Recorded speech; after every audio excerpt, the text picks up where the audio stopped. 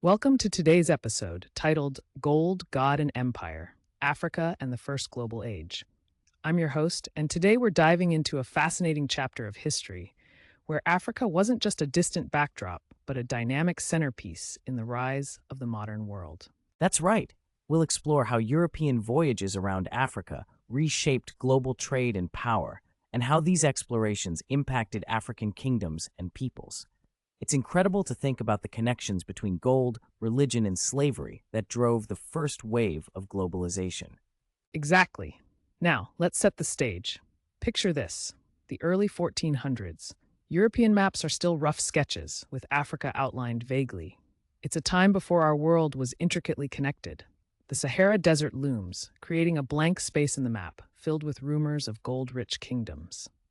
At this time, Prince Henry of Portugal is focusing his dreams on the Atlantic coast, aiming to tap into the rich trade of gold and enslaved people that had previously only moved overland through the Sahara.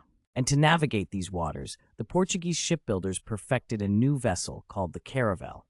This ship was smaller, faster, and maneuverable enough to sail against the wind, allowing captains to venture safely along the coast of Africa, a significant technical victory. With each headland rounded and each new land discovered, the promise of profit grew clearer.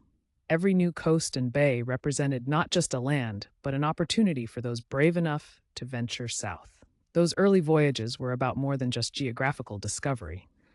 They were also strategically significant as they bypassed the Muslim-controlled overland routes.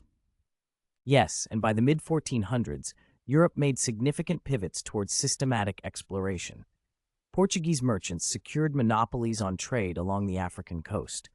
One merchant, Fernão Gomes, invested heavily in exploration, betting on the belief that Africa's coast would yield riches beyond imagine. And he was right. His expeditions discovered the Gulf of Guinea, rich with gold whose mining transformed European fortunes. By 1482, we see the construction of Elmina Castle on the Gold Coast. This was significant. It was Europe's first permanent foothold in Black Africa, strategically established to control the thriving trade in gold and enslaved peoples. This spot soon became a bustling hub for caravels carrying cloth, metal goods, and later, tragically, African slaves. And we cannot ignore the cultural and political responses from kingdoms like Kongo and Benin.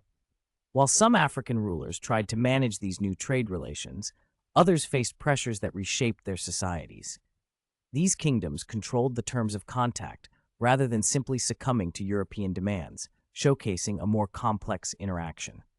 In this dance of empires, religion plays its hand as well. European rulers often cloaked their economic ambitions under the banner of a crusade against Islam.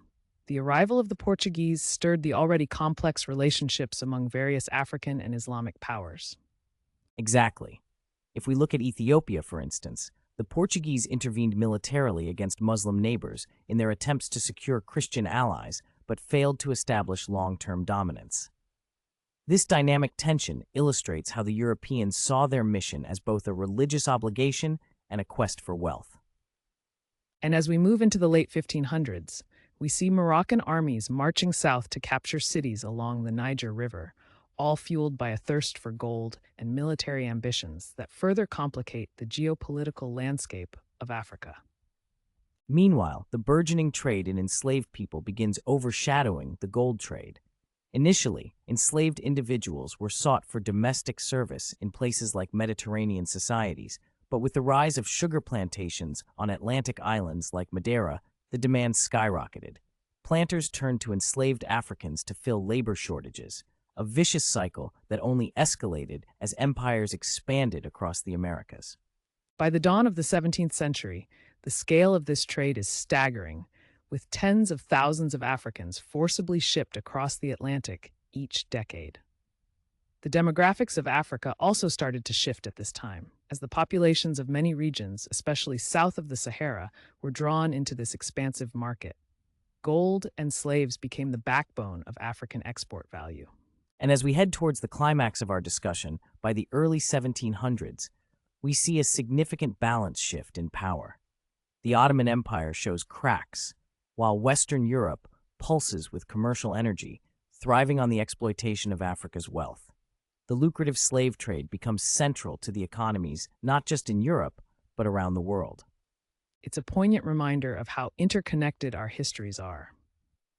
From the formation of trading empires to the devastating consequences of the slave trade, these events have resonated through time. The European quest for gold, religious expansion, and the resultant slave trade shaped the political landscape of Africa in ways that still have reverberations today. Absolutely, and what we've seen in this narrative is a complex interplay of ambition, exploitation, and resilience that involved both European explorers and African kingdoms. These historical connections continue to offer us lessons on power dynamics, globalization, and human rights. As we wrap up today's journey through this significant period, we hope our discussion has shed light not just on the events, but on the individuals and societies that played pivotal roles in shaping the first global age. Their legacies remind us that history is not only about dates and events, but about the lives that were impacted. Thank you for joining us today on Gold, God, and Empire. We encourage you to continue exploring these themes as they are as relevant today as they were centuries ago. Until next time, keep delving into the rich tapestry of history.